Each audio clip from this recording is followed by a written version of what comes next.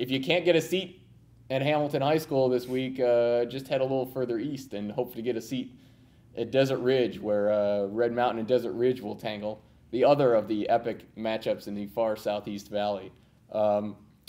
Let's start with Desert Ridge's offense. They got Taryn Morrison back, twin brother of quarterback Tarek Morrison.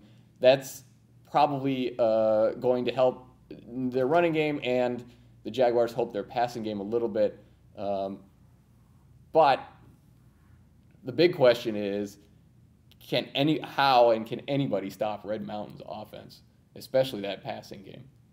Yeah, Desert Ridge's defense I think it's a little bit underrated, and people don't pay as much attention to their defense because of what they do offensively. But Nathaniel Rodriguez and Anthony Havorka, those are a couple, pretty big hitters, good players.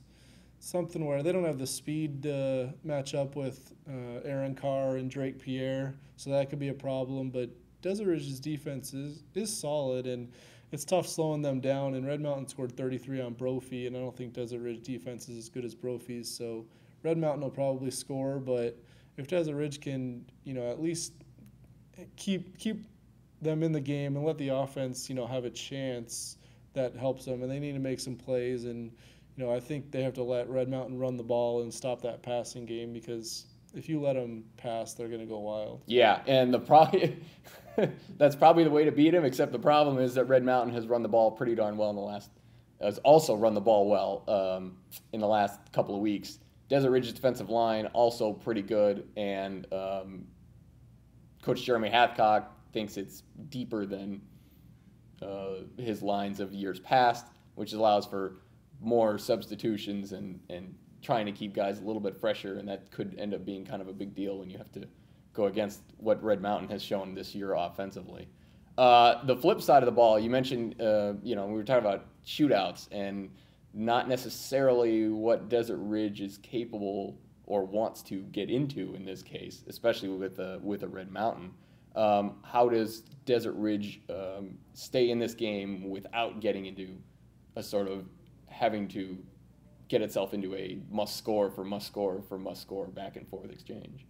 Yeah, it all comes down to their running game. I think Desert Ridge would like to get a lead if they can get up by 7 or 10 points early, and then they can really establish the running game. That's what it comes down to. If Desert Ridge can run the ball, they'll be able to score with Red Mountain and keep pace. If they can't, they haven't shown the ability to throw it consistently.